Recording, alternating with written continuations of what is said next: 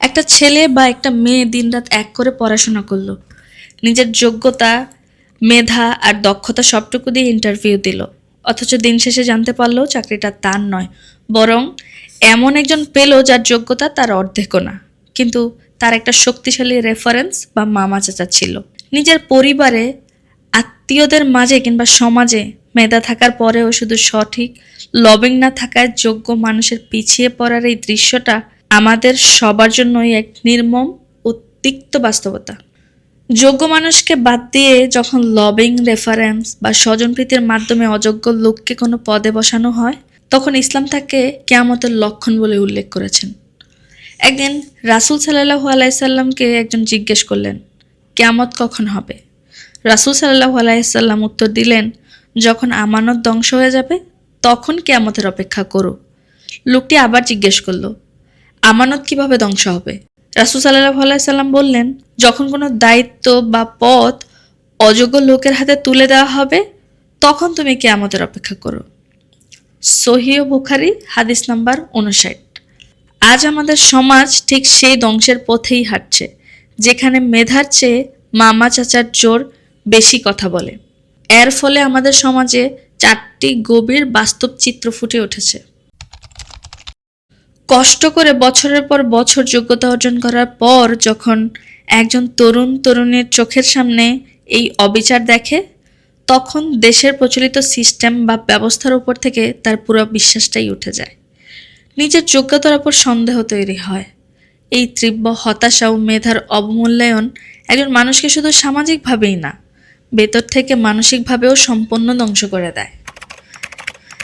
আমাদের সমাজে একটা অদ্ভুত আর নোংরা নিয়ম তৈরি হয়েছে, আপনি কি জানেন?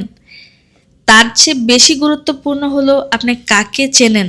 এই অসম আর অন্যায্য প্রতিযোগিতা মধ্যবিত্ত বা সাধারণ পরিবারের মেধাবী সন্তানদের শুরুতেই রেস থেকে ছিটকে ফেলে দেয়, কারণ তাদের ব্যাকগ্রাউন্ডে কোনো বড় কর্মকর্তা বা প্রভাবশালী আত্মীয়ের হাত থাকে না। এই লবিং সংস্কৃতির সবচেয়ে বড় খেসারত দিতে হয় পুরো দেশকে। যখন যোগ্য মানুষ সঠিক জায়গায় বসতে পারে না, তখন পুরো সমাজ ও দেশ ক্ষতিগ্রস্ত হয়, কারণ অযোগ্য লোক দিয়ে কোনোদিন ভালো কাজ বা দেশের উন্নয়ন সম্ভব নয়। এর ফলে একসময় দেশ মেধাশূন্য হয়ে পড়ে, যোগ্যরা বাধ্য হয়েই বিদেশে পাড়ি জমায়, যেটাকে আমরা ব্রেন ড্রেন বা মেধা পাচার বলি। তাহলে এই নোংরা সিস্টেমের মধ্যে মেধাবীদের টিকে থাকার উপায় কি? উপায় হলো নিজেকে এমন এক উচ্চতায় নিয়ে যাওয়া যেখানে লোকাল কোনো সিন্ডিকেট আপনার রাস্তা বন্ধ করতে না পারে। এমন কোনো গ্লোবাল বা ইউনিক স্কিল যেমন technology, freelancing, global remote job বা আন্তর্জাতিক মানের দক্ষতা অর্জন করুন, যা কোনো মামা চাচার জোরে বা টাকায় কেনা সম্ভব নয়।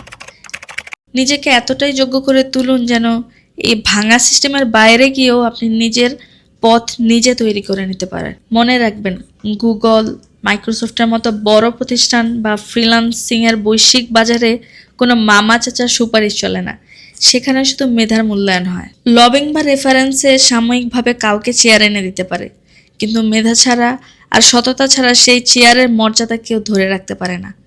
যারা সঠিক রেফারেন্সের অভাবে আজ পিছিয়ে আছেন তাদের বলবো, হতাশ হয়ে নিজের মূল্যবান সময় নষ্ট করবেন না। নিজের দক্ষতাকে বৈশ্বিক মানদণ্ডে নিয়ে যান।